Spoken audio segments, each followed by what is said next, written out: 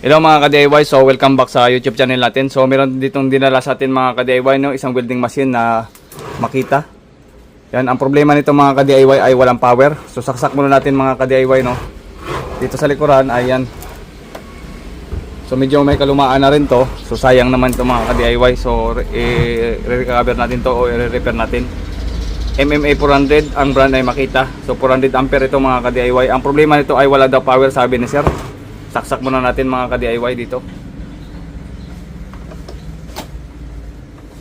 So trip yung breaker natin, ibig sabihin ay namatay yung ating ilaw. Ang problema nito ay may short kapag ganito. Matay yung ating supply ng ilaw. So buksan muna natin. So wala tayong power ngayon. Nag-trip yung ating breaker. So malamang ay may short sa loob to kaya wala power yung ating welding machine kapag ganito. Walang power, nag-trip yung ating breaker.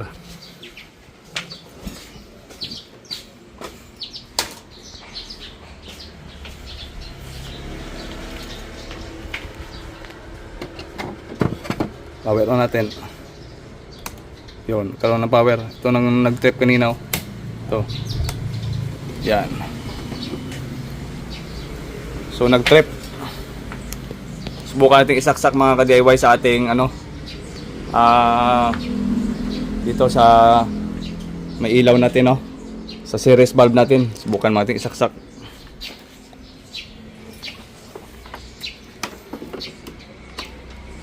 Yan, umilaw naman konti ang ating series bulb. Problema naman ay wala siyang power dito. So namatay yung ating ilaw pag saksak natin dito sa sa main natin na 20 volts, pero dinaan natin ngayon sa dinaan natin dito sa series bulb. So ganun pa rin, wala siyang power. Pag ganito mga ka-DIY sa ating mga welding machine na walang power, ang ibig sabihin niyan ay pwedeng may problema. Kadalasan pag mga bago pa lang ay kadalasan kapag walang power, pwedeng sa mga bago pa lang, so pag walang power at bago yung welding machine nasa 2 months o 3 months pa lang, so maaaring sa IGBT ang problema kapag walang display dito. Pwedeng may problema din sa ating secondary supply kaya wala din power. Pwedeng may problema yan sa ating cord or dito sa ating switch. So naka-on naman yung switch, may ilaw. Yan, may ilaw yung switch natin at walang display. Pag ganito ay 100% ito na IGBT may problema. So mamaya sa IGBT titingnan natin kung ano yung mga dapat palitan natin, kasi hindi lang ito pinapalitan ng IGBT. Kung sakaling masira yung kanyang parts, meron pa itong kinoconsider para hindi tayo magastusan sa IGBT, kasi pagka mali yung troubleshooting, ang problema niyan ay ubos yung ating IGBT. So masisira lang yung parts. So sa ibang mga troubleshooting before ay yung mga bago pala ako nagre-repair ng mga ganitong klase ng welding machine, so madalas talaga na dalawang spark pa lang, so sira na kagad yung IGBT. So tingnan natin mamaya mga ka-DIY, so ituturo ko na lang sa inyo kung paano gawin yung mga ganitong klase ng problema sa ating mga welding machine. So buksan muna natin to. Okay.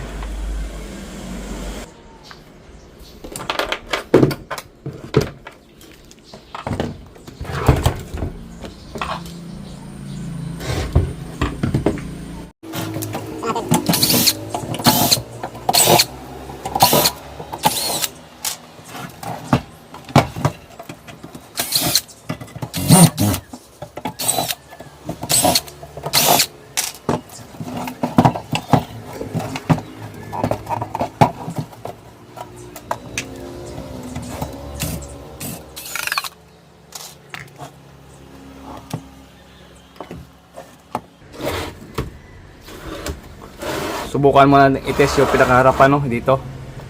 Tingnan natin kung may buzzer yan o wala. Pag may buzzer yan, ibig sabihin na short yung ating fast recovery diode. Unang check, kailangan ay walang buzzer. So wala. It means ay buo yung ating fast recovery diode nito. Dito mga ka-DIY, kung napapansin nyo, ito naman yung marking ng ating fast recovery diode. Yung may dulot-dulo ay magkadikit. Ito. Ito yung area ng fast recovery diode. Ito naman yung pinaka natin IGBT. Ito yung may tatlong paa, isa, dalawa, tatlo, ito yon. Tapos dito naman, ito naman sa kabila, isa, dalawa, tatlo, balay dalawang IGBT lang ito. Pero ang nakalagay sa kanya ay 400 ampere. So hindi ito rated mga ka-DIY, Hindi ito rated or fake ito. Hindi yan 400 amps sa ganitong klase ng welding machine. So hindi yan rated, so gagawin natin ay tatanggalin ko ito. Batas natin lahat.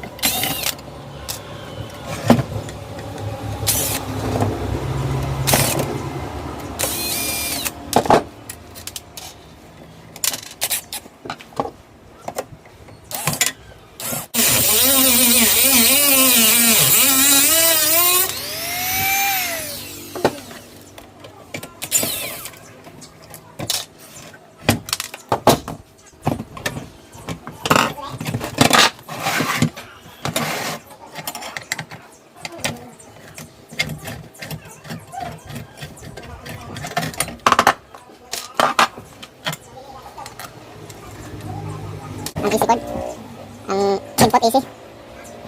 Yan. Pati yung pan. Yung pan nakahinang. So, baba na natin ito dito. Yan. Ito. Baba na natin. Tapos i-test natin itong pinakaano niya, IGBT. Itong IGBT niya dalawa. Ito IGBT. At saka ito IGBT. Sa gilid dalawa. Magkabilaan yung ating IGBT, no? Ito IGBT yan. Yan, ito rin minsan yung ating diode pagka nasira itong diode natin, minsan ay walang power, no? So itong 4 pins na diode natin, ito yan, ang 4 na paa. So kapag ganito ay pwedeng sani yung ating IGBT, yan, no? Ang dumi sa loob. Ito, ihang muna natin itong dalawang IGBT. Pero bago natin ihang yan, i-test muna natin kung short. Ito yung may 3 paa. At ito yung may 3 paa din. Pero itong dalawa, ito yung ating fast recovery diode. So medyo kahabig kasi yung dalawang yan. So na-explain ko naman ito sa nakaraang vlog natin, no? Yung dapat i-check kung saan dyan ang IGBT at saan dyan yung fast recovery diode natin. Tandaan nyo lang palagi mga ka-DIY, no? Kapag magkadikit ang huli at huli ay yan, fast recovery. Pagka magkahiwalay na mga ganito, ibig sabihin yan ay IGBT ito. Check natin, kailangan na walang buzzer, no? So sure ako ito mga ka-DIY may buzzer to. Kasi walang power eh. So walang short, oh. So himala, no?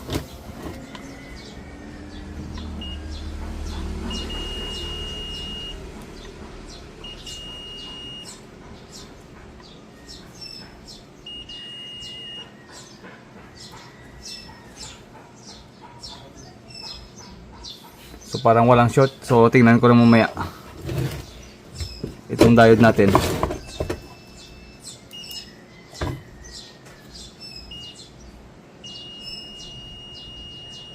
Kung may short sa diode,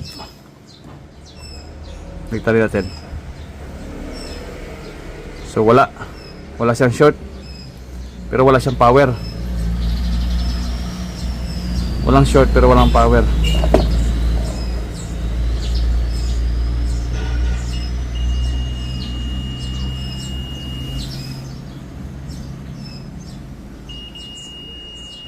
So short dito, dulo, pero minsan yan kapag kasi nakasiris pa yan sa atong nakasiris pa yan o nakaparallel pa yan sa ating mga drive, kaya tumutunog yung dulo at dulo ng ating IGBT. So mas mainam ito, itanggalin talaga natin, ihang natin yan. Tanggalin muna natin, tapos i-load natin ang power. Tanggalin muna natin to.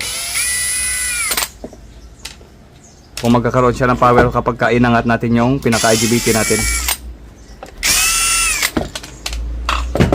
Angat muna natin yan.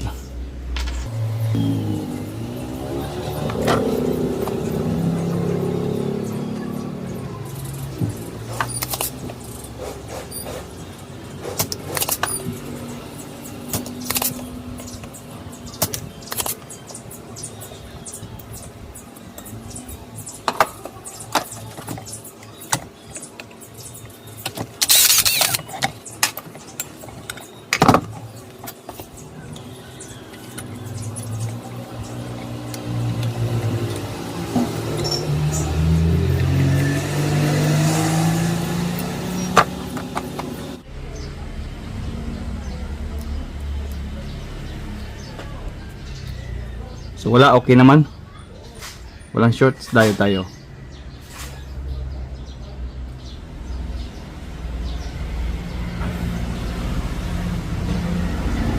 Diode test, wala.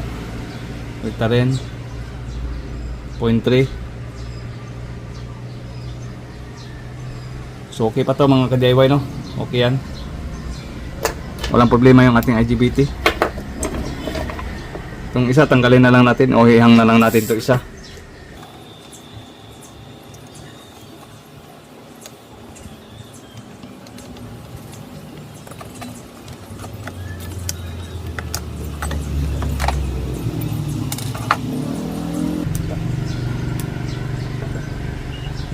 Buzzer mode. So wala no. Diode test, diode mode. So dito sa uli dalawa, wala. Pagka binaliktad natin dapat meron 0.3 volts. So okay pa itong IGBT natin, no. So dulo dapat walang palo. Okay, dapat ang palo lang ito mga ka-DIY, itong dulo. Ito, yan, pagka binaliktad mo dapat meron silang palo. O merong resistance, no? Merong reading na diode mode o diode reading. Yan. So, okay pa to. So, yan mga ka-DIY, bali wala naman tayong problema sa ating IGBT, no? Ang gagawin natin ay mag-check tayo muna mga ka-DIY dito sa IGBT. Ayan, so nagdo-double check lang tayo, no? Kailangan ay may makakuha tayo dito na 20 ohms kasi yun ang naka parallel sa kanya na na resistor ito. Dito sa ating board mga ka-DIY ay meron tayong tinatawag na gate, collector at saka emitter. Ito yung lagayan ng ating IGBT. Ito tatlong butas, 1, 2, 3. So itong gate, collector at saka emitter, so dulo-dulo lang naman yan. Lagyan natin ng test prod. Subukan muna natin na i-test. Dito mga ka-DIY ay nakakuha tayo ng 20 ohms. Yan sa dulo-dulo ng ating IGBT ng paa. So 20 ohms. Kailangan ay parisan dito sa kabila. Dito. Subukan muna natin. Test muna tayo. Ayan, dulo-dulo. So 20 ohms naman siya mga ka-DIY, no, kung napapansin nyo dun sa ating tester. So yan. So balik tayo ngayon sa sa voltage checking. Sa basic muna tayo. Balik ulit tayo sa basic ngayon. Ang gagawin natin ay ito, ipa-plug in muna natin to. Yan. So dahil wala siyang power kanina mga ka-DIY, so nag-isip tayo na pwede kasi na pagsira yung ating IGBT ay totally walang power o walang display yung ating welding machine. Hindi siya magdi-display. Sa scenario yung ganito, so wala naman tayo nakitang short sa IGBT. Ibig sabihin lamang mga ka-DIY, balik muna tayo sa pinaka-basic, sa voltage checking, no. So sa power supply section muna tayo magsisimula. So dito yung ating primary mga ka-DIY, no. Ito sa may mga capacitor na to. Ito yung pinaka-primary o input ng ating power supply. Dadaan yan dito sa ating diode, dadaan yan dito sa ating filter capacitor. So may dadaanan per circuit ito mga ka-DIY. Itong part na to, ito yung switching natin, no, sa primary switching. At pagdating ng secondary out o secondary voltage na, yung mababang voltahe, ito na yung dalawang kapasitor dyan mga ka-DIY, ito yan. Tandaan nyo, ang power supply natin ay simula dito sa diode, sa 4-pins na diode, papasok ng AC to DC, din dadaan ng filter capacitor para ma-filter na ating capacitor, din dadaan yan dito sa pinaka switching. Ito yung switching na area mga ka-DIY, no. Ito yung primary pa rin yan, switching. Ito primary yon na switching. Tapos dadaan ng jumper transformer, din mag-out ng dalawang voltahe kasi dalawang diode din ng niya. May dalawang diode, ibig sabihin dalawang voltahe itong lalabas dito. So dito natin makikita mga ka-DIY, kung napapansin nyo, gumamit siya ng 50 volts by 470 UF na electrolytic capacitor. Ito 50 volts by 470 UF, ibig sabihin yung isa din, ganun din, same lang sila ng ginamit. So ito yung mga ka-DIY, ang dalawang kapasitor nito at dalawang diode, ibig sabihin dalawang supply ang lumabas dito. Kung ilan yung diode na lumabas, ibig sabihin yun din ang dalawang kapasitor na gagamitin kasi may isang diode para dito sa isang kapasitor. Isang diode naman yung maliit, SMD type, dito naman yan sa isa. Ibig sabihin lamang mga ka-DIY ay dalawang supply ang ina-out ng ating secondary. So sa ganitong scenario mga ka-DIY at sa ganitong klase ng board o design, kung ating mapapansin dito, ito yung ating kapasitor. Yan yung dalawang yan. Ito, yung negative mga ka-DIY ay parehas lang ng pinagkunan. Ibig sabihin ito yung negative. Ito naman yung positive ng isang kapasitor at isang positive ng kapasitor. Kung inyo napapansin mga ka-DIY, magkakahiwalay yung kanilang supply dahil ito isa ay may isang diode at yung isa naman ay may isang diode. Ibig sabihin dalawang supply ang lalabas dito sa chopper. Yun ang supply mga ka-DIY. Itong dalawang kapasitor nito, ito yung magsusupply ng 24 volts dito sa ating board. Yung isang secondary out kasi natin na to, isang kapasitor, ay mapupunta ang supply dito sa ating pan. Dito sa ating pan mga ka-DIY, ano? Napapansin nyo ito, yung pan, 24 volts. Yan, ito yan. Kung napapansin nyo yung pan ay 24 volts. Yan. 24 volts yung ating supply ng pan. Tapos dito naman mga ka-DIY, yung isang supply nito ay mapupunta yan sa ating, itong kapasitor ito na isa, mapupunta rin din yan dito sa ating display. Dito sa display na to. So it means ay dalawang supply dapat ang mabubuhay natin dito mga ka-DIY, no? Parehas na 24 volts. So dahil sa 50 volts yan, so malamang ay 50 volts yung kapasitor na ginamit, so malamang ay 24 volts or 12 volts lang naman ang supply. So base sa load niya ay nasa 24 dahil sa pan na yun. Kita natin 24 volts. It means ay 24 volts ang lalabas dito. At 24 volts din ang lalabas dito or 12. Titingnan natin, pero sure na ako na yung isang supply dito ay papunta sa pan, 24 yon. Pero yung ito namang isa ay yung isang kapasitor ay supplyan dito sa ating display. Pwede kasing 12 volts ang supply nito, pwedeng 24 volts. So it means ay dalawang supply ang kailangan natin na mapalabas dito sa kapasitor na to. So dahil wala siyang power mga ka-DIY, pwede na natin itong irekta sa 4 wires, no? So hindi mo tayo mag-irekta sa 4 wires. Tingnan natin kung meron siyang output itong dalawang supply na to. Kasi hindi man lang gumalaw yung ating pan or umikot. So mas madali niyan mga ka-DIY ay tataniman natin ang supply, no? Or pwede naman tayo mag basic checking, pwede din naman mag basic supply. So ito yung dalawang supply ng ating display at saka yung supply ng ating pan. Titingnan natin. So ganito lang muna mga ka-DIY, no?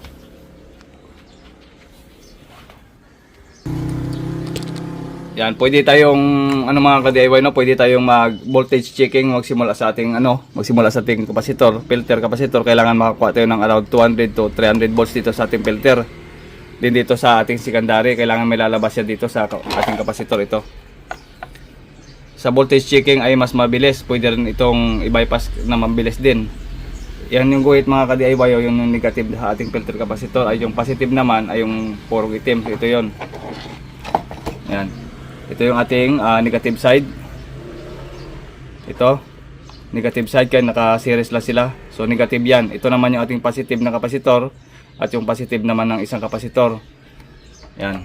So gagawin natin ngayon mga ka-DIY para ma-confirm natin kung sa power supply ang problema dito sa switching area.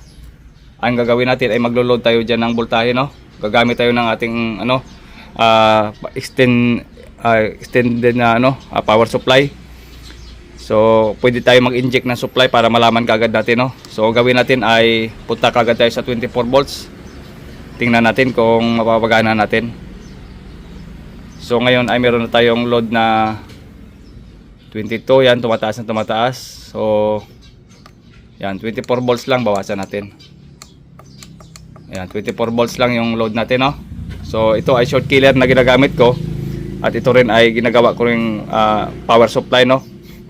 Para pang inject ng supply. So yan. Yan, meron niyang power, no?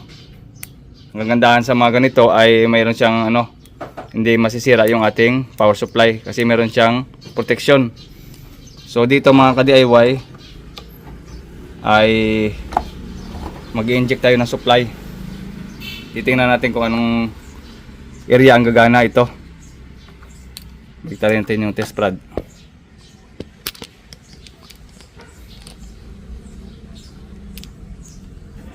Dito sa kabila na supply ay check natin kung anong supply to. So yun mga ka-DIY, no, bali sa pan motor, no, yun, itong supply na to ay para sa pan lang. Yan, papansin nyo, gumana yung pan natin. Ito, yan, gumana yung pan. Sa display naman ay parang wala. So bunutin muna natin, no. Ulitin natin.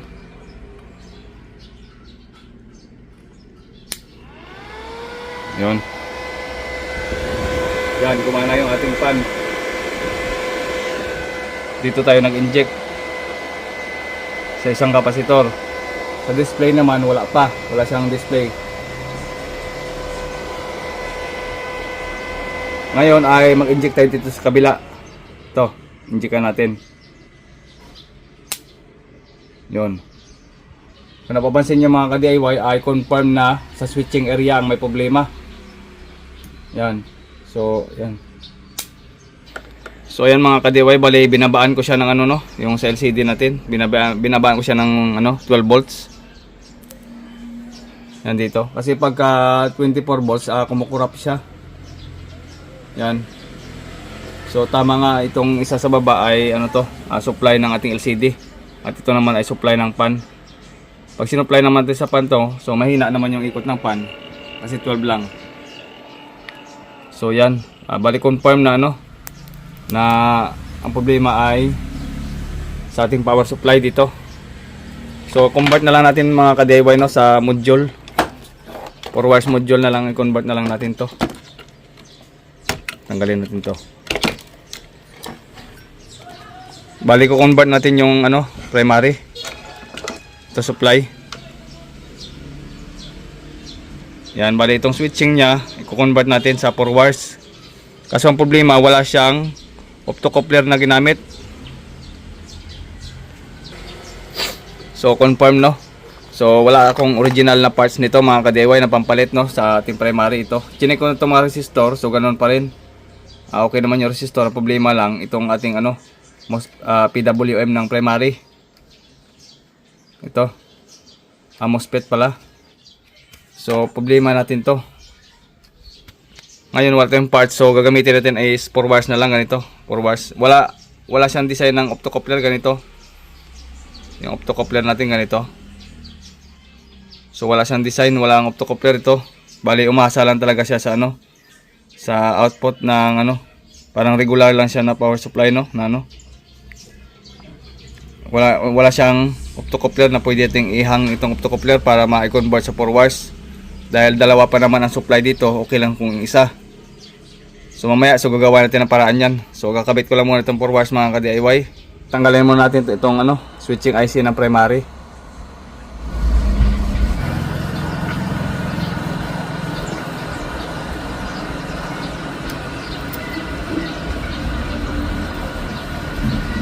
Okay, natanggal na natin. So dito tayo mga ka-DIY sa pagkabit ng ating 4 wires module. So meron tayo ditong 4 wires module na hindi pa na-modify, yan, no? Hindi pa na-modify. So bago ito mga ka-DIY, pagka bumili kayo ng 4 wires module ay suitable din naman yan sa 5 volts to 24 volts. So kailangan natin ng 24 volts dito maximum. So isasagad natin yung 24 volts na to. So ang kaya ng 4 wires na ganito ay 5 volts to 24 volts. Ang kaya lang naman. So pag lumagpas dito ay hindi na kayanin ng ating 4 wires module. Baka masira. So dito mga ka-DIY ay meron naman siyang diagram sa original. Dito ipapaliwanag natin ng malinaw, no. Ito yung pula, ito yung positive. Yung itim naman, ito yung negative. Dito naman sa secondary natin, sa output na to, ang dilaw dito ay positive at ang blue naman ay ang negative. Ibig sabihin, itong dalawang ito ay output na at ito naman yung input. Okay, sa input muna tayo mga ka-DIY. Dito sa diagram na, napakabilis din naman to sundan. Yung black na wire natin, ito yung itim, ay dito naman sa negative ng ating main filter capacitor sa primary. Yung ating positive naman mga ka-DIY ay dadaan na naman siya ng ano, ng capacitor din na positive. Pero dadaan din siya ng ano, ng coil. Paglagpas ng coil, dito siya lalagay. Yan. Ito yung ating positive no, na 300 volts. So yan, dadaan siya ng coil. Paglagpas ng coil, saka ilalagay yung red na wire ito. Dapat yung red na wire ito dito yung ilalagay. Yan. O bago pa lang pumasok ng diode, kailangan ilalagay na siya. Yan, paglagpas ng 300 volts na positive, dadaan ng chopper transformer, lalabas, then mapupunta siya sa diode. Bago pa lang siya pumasok ng positive sa diode, so ilalagay na siya dito. Tapos dito naman, ito ng kasing area nito, yung resistor, capacitor at saka diode ay kombinasyon ng snubber circuit yan, kaya dyan ilalagay ang kulay pula. Dito naman sa output, itong dalawa, itong yellow at saka blue. Yan. So dito sa diagram ng ano, yellow at saka blue, yung yellow dito positive at ito naman yung negative ang kulay blue. So kung nyo papansin, ilalagay nyo na lang yan sa mismong kapasitor talaga, ida-direct sa kapasitor. Ito yung kapasitor na sign, yung blue yung negative at yung yellow naman yun yung positive. So ilalagay nyo lang sa kapasitor. Okay, so actual natin na ano, ilalagay dito. Dahil wala siyang ganito na optocoupler, so kahit wala yan, direct na lang natin, no. Ang purpose ng ganito ay para mabuhay lang yung ating primary, no. Ito na mga pihitan sa uli, ito naman tawag dito ay trimmer. Ina-adjust ang voltahe dito kapag gusto natin iangat or kung ano yung requirement ng board. Halimbawa, itong requirement ng board ay 24 volts, so isasagad natin to sa 24 volts yung ito. Pipihitin natin. So bago natin pihitin yan, i-load muna natin dito. I-load muna natin, i-set up muna natin to, saka natin to pihitin para makuha yung secondary out na 24 volts. Okay? So dito sa pagkabit mga ka-DIY ay ilalagay natin yung kulay pula muna dito sa drain ng ating MOSFET, no, o PWM pinaka ano dito. Okay, so ito mga ka-DIY, yan, magbabasher muna tayo, no, basher mode.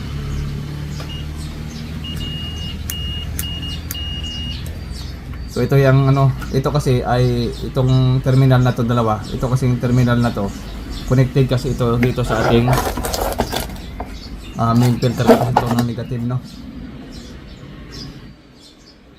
Dito sa main filter capacitor natin na to, itong sign na negative na to, yan itong itim, puti na may line, yan ay negative. Kung napapansin nyo, dito yan. So ito yan ay connected yan dito para mas malapit lang yung lagayan, no. Ano ba yun? Ito.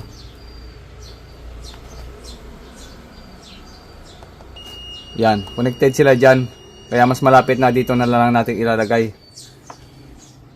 Yan, okay, ng buzzer, ibig sabihin ay connected yan dito. Dito natin ilalagay yung negative.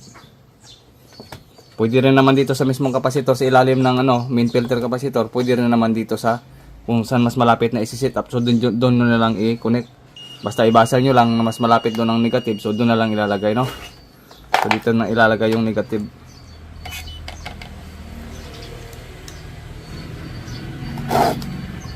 Dito na lang kasi dito naman ay connected din naman siya, so ilalagay natin yung negative dyan.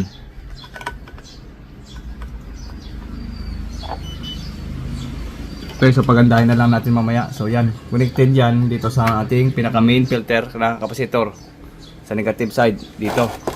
Sa mga malalaking kapasitor na yan, o may dalawang kapasitor, may tatlo, may dalawa, may isa. So kahit saan nandyan, kahit ilang pirasong kapasitor dyan na malalaking ganito, nakikita nyo naman sa primary, doon nyo ilalagay ang itim na to sa ilalim. Ngayon naman ay sa positive. Dito ngayon konektado yan, yung wire na negative natin. Ibabuzzer muna natin. Yan, yung negative na setup na natin, dito natin i-connect kung connected.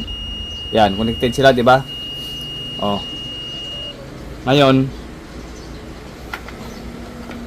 ibabasa natin yan dito sa drain. Tingnan natin kung makakarating sa drain yan. Ito yung drain ng ating MOSFET, no? Or PWM natin. Kasi pinagsama yung MOSFET na yan at saka PWM, kaya ganito yung itsura. Wala siyang optocoupler dito dahil yung dalawang PWM at saka MOSFET natin ay pinagsama sa isang switching Kaya ang nangyari niyan is ganito na. Ganito na siya. Wala siyang optocoupler. So ang gagamitin natin ngayon, ang lalagyan natin ng supply dyan, ito siya. Base sa diagram mga ka-DIY ay nakita nyo naman kanina na ito yung lalagyan natin sa primary na side, no? Ito yun. Tuturo natin na mabuti. Ito yun siya. Ang negative na to ay konektado yun dito sa negative. So ito naman, pag binasa nyo ito sa negative dito, papunta rito, so hindi magbabasa dahil ito ay positive o drain. So kung napapansin niyo dito sa sa circuit na to, ito yung capacitor, ay diode pala. Yan. Capacitive, bago papasok ng diode, capacitor at saka resistor, itong tatlo. Diode, capacitor, resistor, yan ang snubber circuit, no. Itong circuit na to, ito yung snubber natin. Ito yung pinapakita doon sa diagram. So baka malito kayo na ito yon. Baka malito kayo na ito yon. So hindi ito. Pag may nakatayo na ganito kapasitor, at saka may diode, at saka may ano din, kasi parang parehas kasi yan mga ka-DIY, no? Ito may diode, may kapasitor, at may resistor. Ito sa kabila din, may diode, kapasitor, at saka resistor din. Pero dito kayo maglagay niyan mga ka-DIY, no? Kung saan yung switching, hanapin nyo lang yung pinaka-drain yan. Ito yung drain yan. Susundan nyo yan, dito nyo ilalagay. Bago pala siya pumasok ng positive, ito yung positive, oh, yung may guhit. Kasi makita sa ating camera, no. Ayan, no. So ito yung guhit, no, ito yung positive. Ito yung pinaka-drain natin ng MOSFET natin o yung switching. Pagpasok niya ng diode, dadaan siya rito. Dito yung positive. So bago pa siya pumasok, bago pa siya lumabas ng diode, ilalagay niyo na dito yung wire na positive or dito. Diode, kapasitor at saka resistor. Mukhang magkaparehas lang sila ng circuit, medyo nakakalito. Pero meron diyang pag alam niyo lang yung circuit ng diagram, so hindi kayo malilito diyan mga ka-DIY. Kasi kung magparehas din yung setup nila ng dalawa, yan, at saka ito.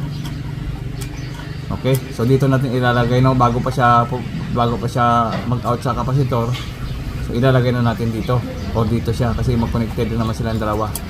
Diyan natin ilalagay yung kulay pula na wire. Lalagay natin dito yung red wire. Hinangan natin yan.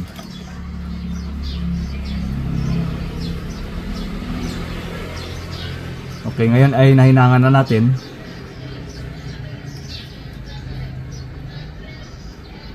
Yan. Pagkatapos natin hinangan yan mga ka-DIY, no, ang next na gagawin natin is ganito. Tapos na natin hinangan. O yan, nahinang na, di ba? O. Yan yung circuit niya. Okay? So next na gagawin natin ay itong dalawa sa hulihan, ito. So gagamitin kong adjust na trimmer na to para ma-adjust natin yung voltahe. Dito tayo sa ilalim ng board, papuntang secondary. Papunta na rito yung supply niyan. Magsimula dito sa switching, papunta na yan dito. So dito tayo mag-inject sa dalawang kapasitor na to. Okay? Yan. Dito tayo ngayon. Kanina tinesting natin yung bandang itaas na kapasitor ay papuntang pan motor o papuntang pan dito sa welding machine natin. Dito papunta sa pan yung sa itaas na koneksyon natin. Ito, yung dalawang kapasitor na to, pag niloadan natin yan, papunta yan dito sa pan. So dito tayo mag-load niyan papuntang display. Yung display yung unahin natin. Ito yung display. Pag niloadan natin to kanina, nagkakaroon siya ng display dito sa harapan. Ibig sabihin ay doon tayo mag-inject ng supply ng ating 4-wise module. So ngayon ay ganito. Lagay natin. Alam nyo naman siguro ang itsura kanina ng negative na kapasitor. Tinuro ko naman kanina. So ilalagay natin dyan ngayon. Sa negative side. Ito yung nakasiris na to na dalawang paa. Yung negative side natin. Next ay ilalagay natin to dito. So positive naman yung kulay dilaw. Yan. Dito ako nag-inject sa may kapasitor na supply doon sa ating LCD. So madadamay din naman yan pati yung ating pan yan. I-adjust na lang natin mamaya. Gawin natin 24 volts. Ngayon ay nakasit up na ngayon yung ating 4 wires. Tapos ko na naituro na sa inyo yung 4 wires. Ang gagawin natin ngayon ay mag-observe tayo sa voltahe, no. Sabayan din natin yan ng ng pag-observe at pag-adjust. Ngayon mga ka-DIY ay itutusok ko tong wire dito sa dalawang wire para maobserbahan nyo yung voltaheng ilalabas. Ngayon ay nakatusok na yung aking test rod dyan. Ito naman yung isa. Tutusok ko naman dito sa kulay dilaw. Kasi itong dilaw ay positive yan. Ngayon ay nakatusok na silang dalawa. Yan. Isiset natin to sa DC para malaman natin kung ilang output doon nilalabas. Habang tinitrimmer natin to. Ngayon ay maglo-load ako ng AC side dito sa ating, hindi ko dadaan dito sa pinaka-switch. O pwede din namang idaan dyan. Pwede din namang hindi. O ibalik na lang natin dito sa pinakasaksakan, no? Yan. So, babalik natin dito.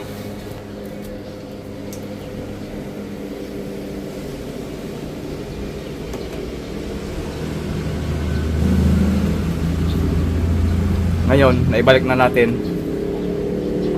Huwag muna natin ito isaksak sa pinakasaksakan. Gumamit kayo ng test valve, no? Gumamit kayo ng test valve na gano'n, yung protection na test valve. Gumamit kayo nun. So, saksak muna natin to sa test valve. Huwag muna tayo magdirekta mismo sa 220 volts sa regular natin. Gumamit kayo ng test valve. Saksak ko lang muna.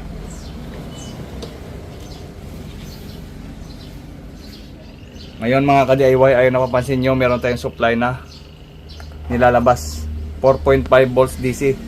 Sa 4.5 volts DC na yan mga ka-DIY ay maaring nabuhay na yung ating display o maaring hindi. Yan, so wala pa siya. Yan. Dito naman ay meron pan umandar. Yan, umandar na. Subukan ko ngayong i-adjust. Tingnan natin kung ma-adjust natin. Okay, so meron tayong 4.5 volts. I-adjust natin gamit yung trimmer. Ikutin natin ganito gamit tayo ng screwdriver. Dito. Adjust natin. At tingnan nyo yung voltage dyan kung tumaas. Kailangan na natin na maipihit pakanan o clockwise. Kung ano yung ikot ng orasan, ganun yung pag-ikot din para maitimpla ang voltage, no? So ikutin natin, dahan-dahan hanggang umabot ng 24 volts.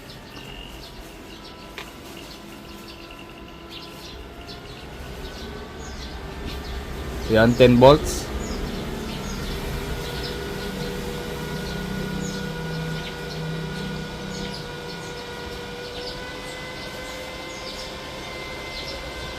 $15,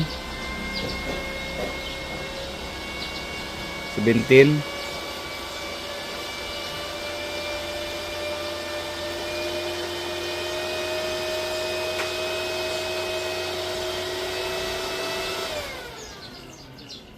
So yan mga ka-DIY, no, bali kanina nasubrahan natin sa pagpihit ito.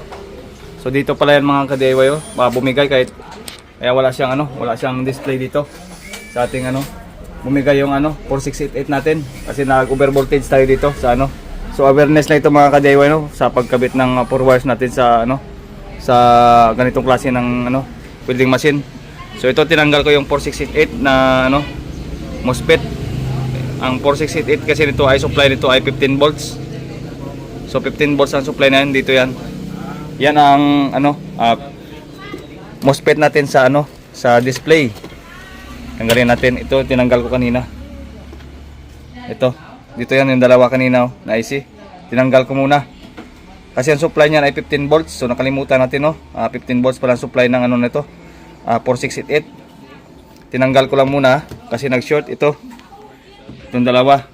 Ngayon ay may display na yan kaso wala siyang MOSFET.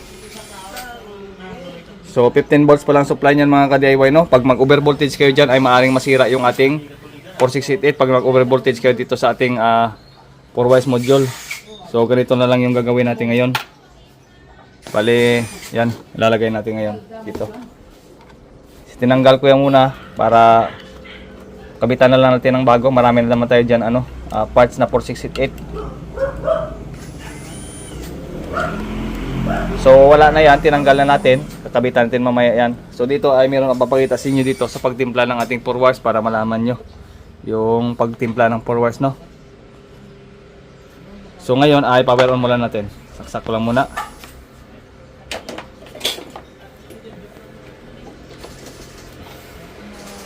So yan mga ka-DIY, so binalik ko muna sa una yung ating 4 wires module.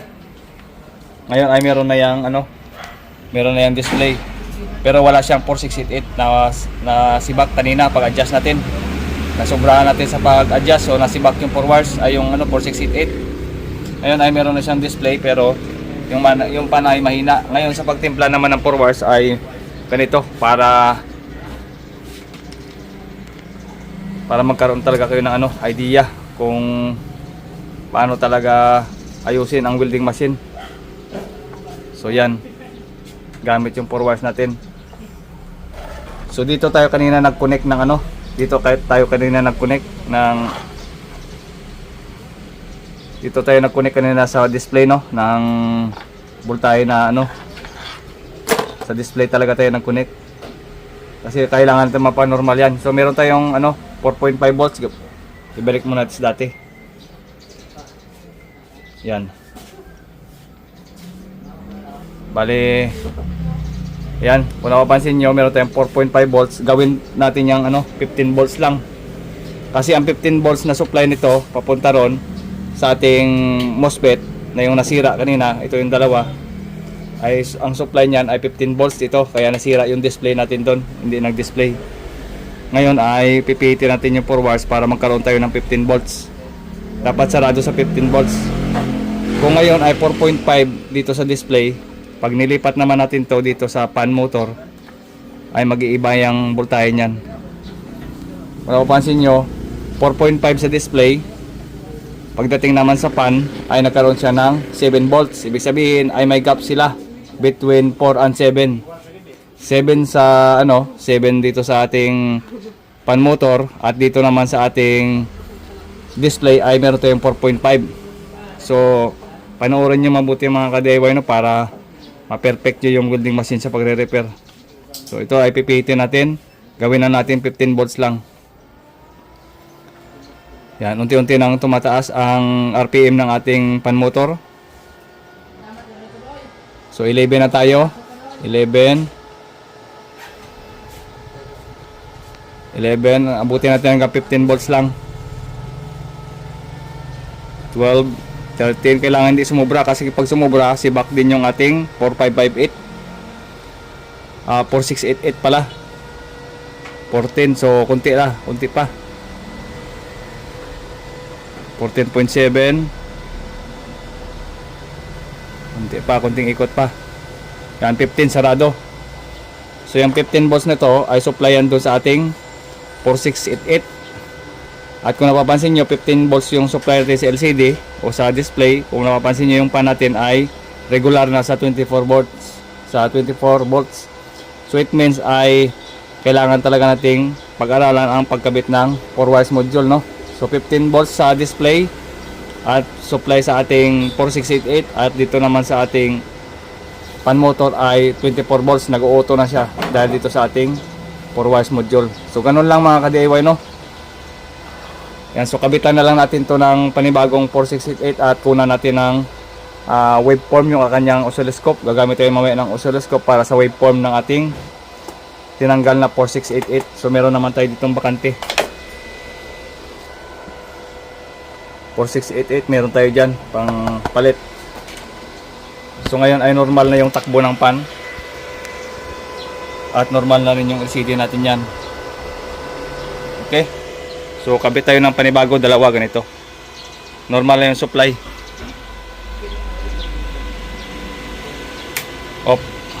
Okay, sa ngayon mga ka-DIY ay natanggal ko na yung dalawang 4688 at pinalitan na natin. So ito na sa loob. Ito na yung dalawa, yun. Dito tayo magsusukat sa sa pinaka-drain. Sa drain ng ating MOSFET na yan. Na dalawa yun, isa dulo. Nakabit ko na. Ito yung luma kanina, yung sira. Kasi nag-over voltage tayo, no. So ngayon ay saksak muna natin. Kailangan ay may makuha tayong bago natin ikabit yung yung pinaka dito. MOSFET. IGBT pala. Yung sa dalawang IGBT natin kanina, bago natin ikabit yan. So kunan muna natin ng AC supply at kunan natin ng waveform. Pagka kompleto na yung AC dito, AC at saka waveform, pwede natin ibalik yung ating IGBT. saksak natin.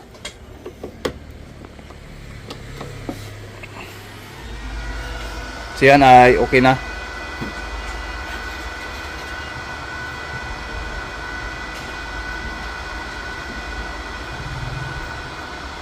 Okay, so dito tayo. Kunan muna natin ng AC. Ang unang gagawin natin pag mapanormal natin, kukunan natin ng AC voltage. Ito. Yan, naka-AC tayo. So sukatan natin dito sa output ng ng ating IGBT. Sa pin 1 at saka sa pin 3. Importante yan. So 10.6 volts. So kapag binaliktad natin yung test prod, baliktarin natin yung test prod natin.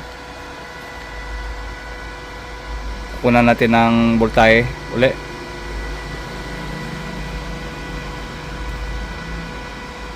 Makakuha tayo ng 10.9 volts. Kailangan parehas yan doon sa kabila. Dito dapat parehas yan.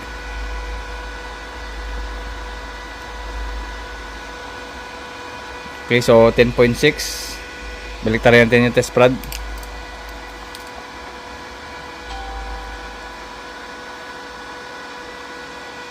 So 10.9 volts. So normal na siya mga kadewa, no? Parehas, no? Na 10.9 volts. Normal na. Ngayon ay proceed tayo sa pagkuha ng waveform sa oscilloscope natin. Dapat ay parehas yung drain, no? Yung may pin 1, pin 2, pin 3, yan ang input, at yung 4, 5, 6, 7, 8 yun ang common drain. Common ng ating drain ng ating MOSFET. So i-ground lang natin yung ating oscilloscope. Power on muna natin. Kailangan ay parehas ang waveform ng dalawang yan. Kapag hindi parehas ang waveform, magpapalit ulit tayo ng 4668. Tayo ulitin natin. So ground tayo dito. Tapos doon tayo sa drain ng MOSFET.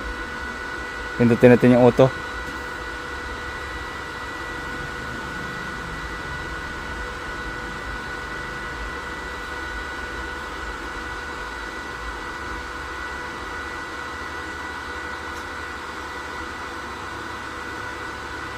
So ito mga ka-DIY, yung kanyang waveform, no? Kailangan ay normal yung waveform. Ulitin natin. So ayan mga ka-DIY, so nakakuha tayo ng 48 kHz. Yan ang normal ng ating waveform sana. So nakita nyo naman yung waveform nya ay okay din naman, 48 kHz. Ito. Yan, so gumagalaw kasi yung hindi natin matusok na mabuti, no? Yan, 48 kHz. Tapos yung isa naman na MOSFET, yan, so 48 kHz din. So dapat ay parehas yung kilohertz ng dalawang drain natin sa MOSFET. So medyo nakatakip kasi yung wire, kaya hindi natin makita na maayos, no? Dito sa kabila.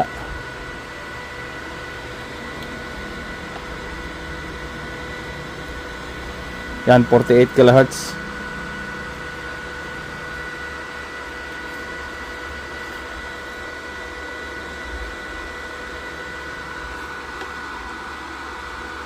Yan siya. So ngayon ay ready nating ikabit yung ating MOSFET. IGBT pala, yung sa output natin sa mga IGBT. Tara ikabit na natin, kaya normal na yan, ayos. Yan mga ka-DIY, no, dito yung ating 4 wires nila nakalagay. Yan. So meron yung output na around 40 volts, 47 volts, 250 ito. So hindi ko natin tester para mas mabilis. Testing na lang natin, no. Ay na-symbol ko na para mabilis lang.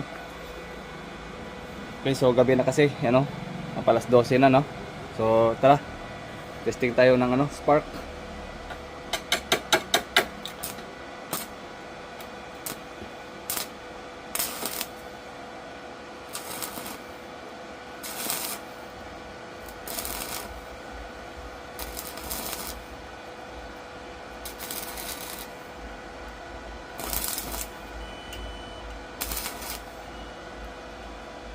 Ayos. So hanggang dito lamang ang ating video mga ka-DIY at maraming salamat sa panonood. This is JM Tutorial. Bye bye.